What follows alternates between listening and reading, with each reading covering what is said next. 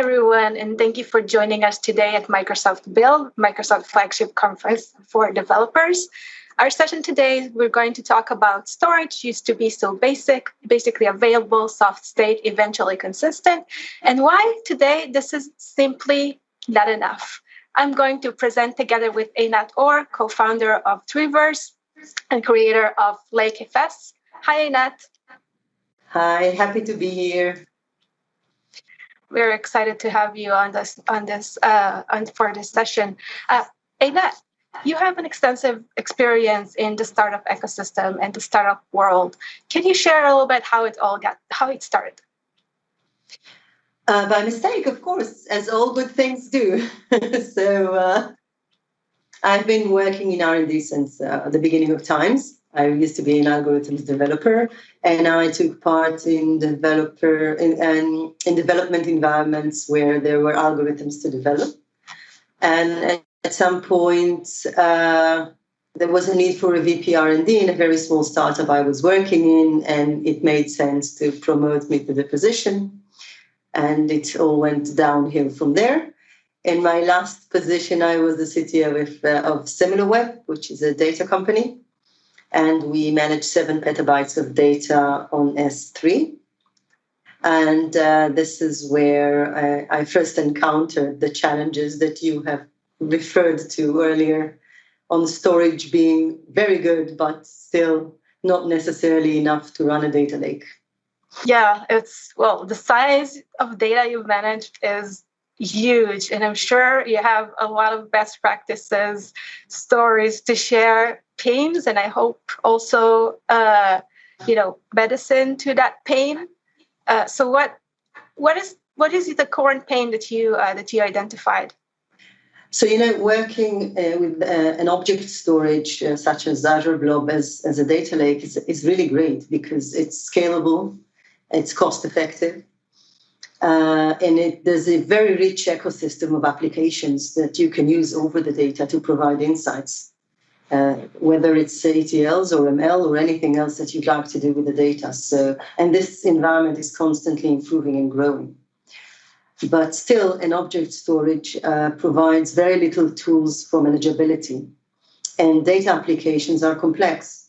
So being able to manage a data application that requires running, for example, 1,000 Spark jobs every day is not very easy. And this is where you become, when you are exposed to those, let's say, imperfections of the choice of using an object storage, because basically you manage all that data in a shared folder.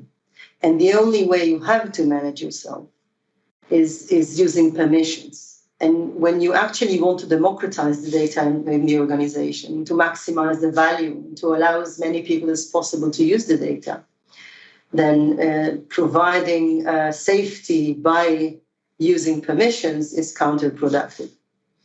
And this is where the pain is most felt. So, for example, if you'd like to experiment over the data, and you'd like to run experiments on production data very easily.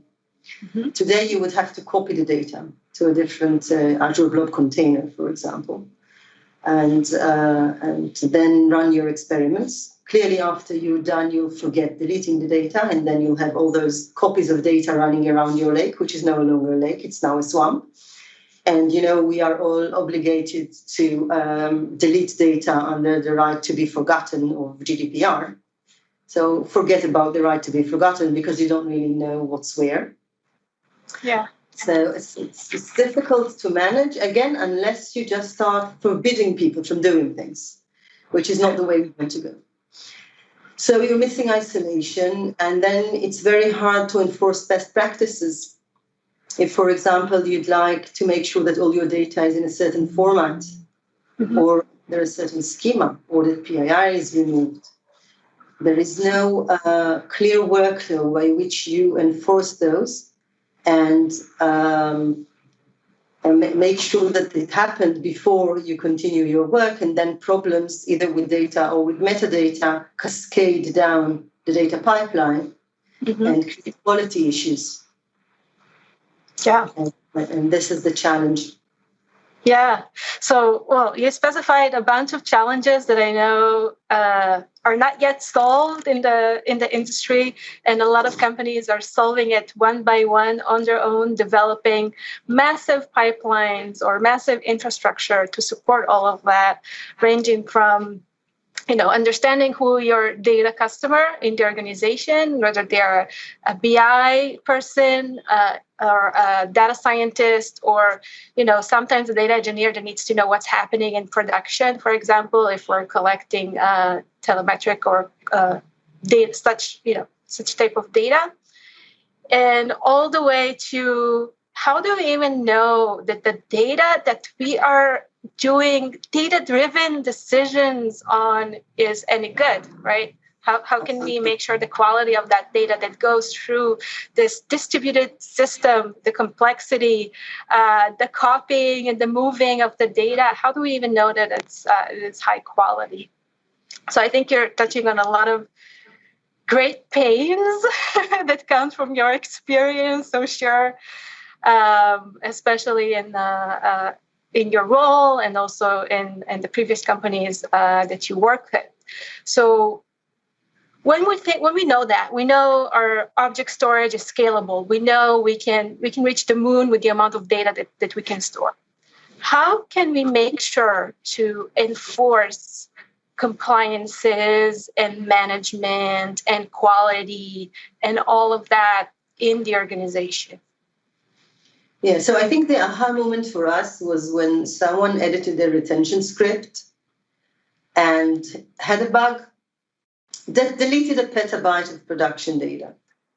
Ouch. And just to make it, really, really good, it wasn't just one collection that was deleted. It was just a bit of data here and there in very many collections of data. So it would take a very long time to restore. And then we got the intuition, we were standing in the corridor and I was saying to myself, revert. Why can't I just revert this action? If this was committed somewhere, I had a snapshot that I could now revert to. And we all know that it's not really great to be late, but it is much worse to be wrong, right? Data should always be correct, first and foremost. So if you have to choose, you rather have the right data and not on time wrong data. So this was the analogy to Git we've done intuitively. And this is where we realized if we had that mechanism in place, actually many other problems that we were solving with metadata that we created and databases on the side and all kinds of patches that we were putting here and there, it would all just conceptually be solved if we had this umbrella of protection of having branches and commits and merges and tags and all this wonderful language of Git over our object storage. That's interesting. So what do you say? Is that kind of a Git for data? Yes, but Git doesn't work for 7 petabytes of data because that's just too much. But if you think of the concepts of Git and you create a versioning engine that works on the file and object level, not the content of the file or the object, but rather on the list of objects that you have within your data lake, then you can actually create something that behaves like a Git. Although what runs behind the scenes is not Git, it's a versioning engine that is meant to work in this scale and actually perform the actions that you need. And this is lakeFS. So the open source project that we created is meant to provide Git-like capabilities over the data lake. So it is not Git, but the language that we chose to work with is a Git language because we thought that was most intuitive to most people who would want to just create the right workflows, the way they manage code. They know how to manage code. They know what's CI/CD. They know what to expect from the system. They just need to understand that they can also do it for their data. Just so we don't get confused, you still use Git to manage the code of your Spark jobs or your ETLs or whatever it is. But you use lakeFS to have the same actions over your data in the Azure blob. Got it. So I still have Git to manage my code and my everything related to it. And I'm going to use lakeFS in order to manage my data and changes and everything that happens there, so I can later on enforce things like quality management, time traveling, etc. Did I? So think, for example, about my retention script, right? Because this is, I have the scars on my back. We have to talk about it. It's therapeutical. So if I could run that job over a branch just to test it, I would have seen I've lost a petabyte of data while running this. Mm-hmm. And let's say I missed that, and then I run it in production, and I realize I deleted a petabyte of data. I simply revert to the last commit of data on the lake. So yes, I'm still paying for data that should have been deleted, but my data is safe and consistent. So I can revert the action. So this is the type of things that you can do when you use lakeFS. And if we try and look at other things, because we don't run retention scripts every day, but we do, for example, ingest new data every day, right? That comes from our operational systems or from sensors that we are using, or depends on your business. So when data comes in, we want to make sure that it adheres to our good practices, right? Format, schema, we talked about PII, and we can even think about properties of the data itself, statistical properties of the data that we might want to verify. So those things could be verified by using a test schema over a branch. And using webhooks, you can then automatically just merge the data to your main branch for your users to use, only if the test had passed. And then you actually enforce best practices, and no data is going to go into your lake, which is your main branch, without being tested and verified. Got it. It sounds like a complete solution for everything that you need to do with data in your organization. Einat, I know you have created a demo for us. Yes. How we can work with lakeFS and how it can really help us to enforce this kind of things. Would you like to show it? Sure. It's a very simple demo where I mostly use our UI. But yeah, let's go ahead and see. The UI is going to look very familiar for anyone who uses GitHub intentionally. So you feel at home, you feel the Git-like, the Git is there. So what you can see here is that I have already created a repository. It's an Azure blob container. You can see from the name, and it includes within it one file. I'm going to start manipulations over the file using Databricks, Azure Databricks in a second. But I'll show you you see, I can go into the repository using the UI, and I can see that file. It's from IMDb, so it includes data about TV shows and movies. And you can see this is the path to the repository. And now we can move to the Azure Databricks and just have a look at it. While the data is stored on Azure Blob, the interface that lakeFS, that the application uses to access lakeFS, is actually an S3 interface. So we will have support for Azure Blob interface on this side in the future. But right now what you see is I am using S3 here, S3 interface here. So the API is at speed. And what I'm going to do now is just see that I can look at the data, accessing the data through lakeFS. The data is still saved on Azure Blob.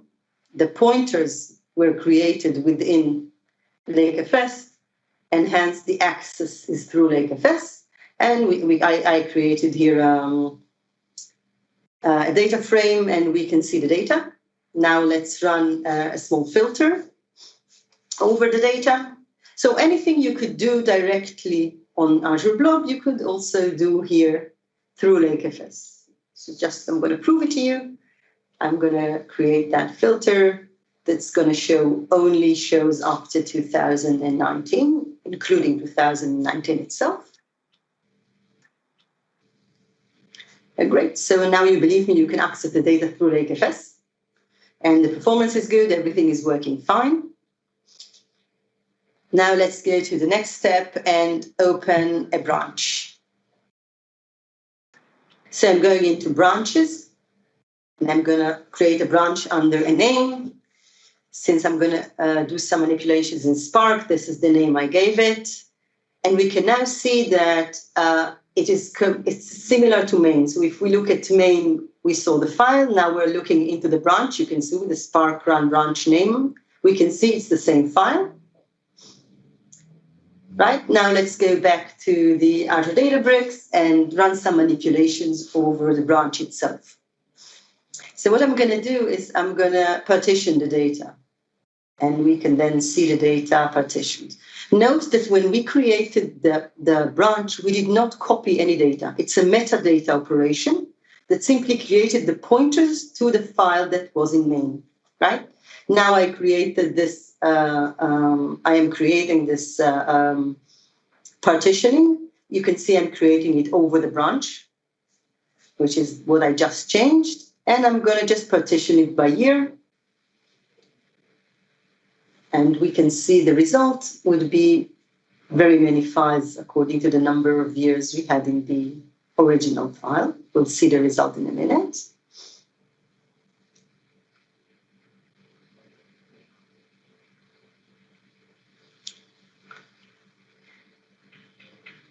Here we go. Now we see in the UI under the branch that the partition by year was created. We have very many files here. Some years are in the future, just to make it interesting.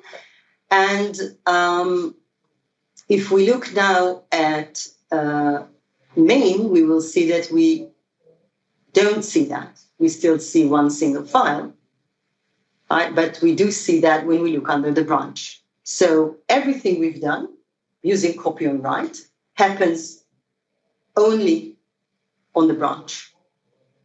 Okay, now we will commit this change to see the power of commit. So we are committing. When we are committing, we can provide a name for the commit, but we can also provide as much metadata as we want to describe the commit. So for example, here would be a very good place to put the Git commit information about the code changes we've made. So now we have synchronization between changes in data and changes in code. Right now that we have the commit, we'll copy the commit ID just to make it easy for us to now access the data of the commit. Here we don't need to specify a branch. We simply say, bring me the data of this commit, and we get a snapshot of our data within that commit. So if you remember our use cases, for example, if something failed and I need to access the snapshot of the data at the time of the commit, I can simply take the commit ID and just get that snapshot of the data and get full reproducibility of the data at the time of the commit. And this is what we're seeing here. All the data relevant to the commit. Cool. That's really awesome. Everything I just showed off the UI. Everything exists in CLI. And of course, it's more natural for people who work with code to use the CLI. You can use it from your code, from your orchestration, directly the CLI itself. Very, very easy to use and very powerful in making things work smoothly, cleanly, and in an orderly manner. Yeah. It's definitely, the way I see it, it's definitely a game changer. I think all developers, especially the ones who works with big data, whether it's offline or online, it doesn't really matter. At some stage, they either deleted parts of the data and they want to go back, or they created corrupted data and they want to go back. There's so many scenarios where this is useful. And I just want to take a step back. Now that I understand the concept, I want to take a step back and talk about the software itself. So talking about lakeFS, where, what, which language do I need to know to integrate lakeFS into my project mostly? So we support Swagger, so you can just use lakeFS basically by creating an API with any language. We have Python, Java, Scala, anything that is natural for data engineers already ready. But it's very easy if you are very original with the language that you use to create your own API in the language that you're using. Got it. And lakeFS is an open source, right? Absolutely. Okay. So that means that I can go and take a look at the code itself, right? Yes, you're most welcome to do that. If you can read Go, Scala, Java, JavaScript, and that's it, I think, at this point. And Python, of course. In Python, yeah. All the right languages for big data and data engineers. Cool. So how can, if I want to use lakeFS, I know it's an open source, how can I start using it today in my environment? So if you have Kubernetes, we have a Helm chart. Otherwise, if you have the Docker, there's a Docker Compose, and there are instructions on how to natively implement it on any cloud, or any public cloud. It only needs to run the lakeFS process together with, right now, Postgres, and very soon any other database that you want for just to improve performance on some actions, but the footprint in the database is very, very small. All metadata is actually stored in the object storage, so durability is very, very high. So yeah, about 20 minutes and everything is up and running. That's cool. So I'm going to use Postgres for managing all this commits and all this and making it available for me as a developer to go back in time or maybe look forward? No, actually, it's only supposed to ensure consistency in some cases.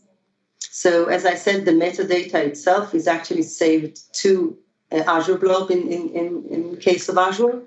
So, in any action that you take, you actually access either what is cached in Postgres or the object storage in order to perform the actions. But performance is very high. Got it. Because of the structure of the metadata files, they're saved in RocksDB tables, actually. We won't dive into that now, right? We don't have enough time, but it's a very smart system. You're most welcome to reading the architecture and looking at the code. Definitely. And as you can see, there are already links for the community and the Twitter and everything that it's relevant and will enable you to learn more about this specific technology. I'm wondering, you have an extensive experience working as a data engineer, developing data engineering system, big data system, all of that. And you decided to open source lakeFS, which is obviously something that you thought about for a very long time. Why did you, what made you make this decision of open sourcing it? So three main reasons, I think. One is, when you work in big data, you constantly use open source. And we thought we really saw the pain that a lot of people have, and we wanted to give back.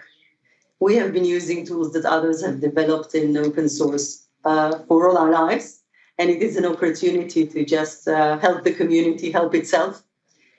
The second is that if you want to make a really good open source project, you need a community, right? Or any product, really.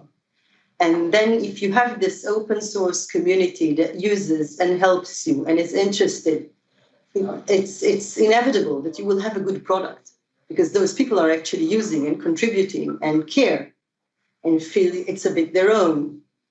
And this is amazing, and it allows you to converge to something really, really good.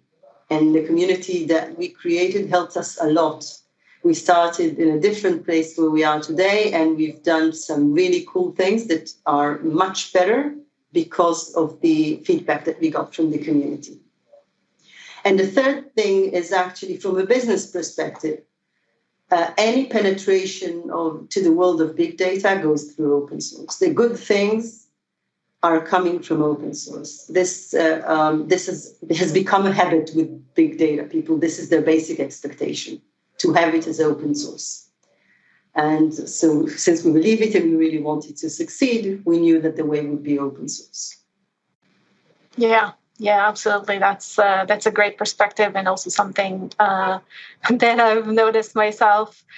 So we have a couple of minutes left. Would you like to share about Treeverse, where people can find you as well, and what are you offering?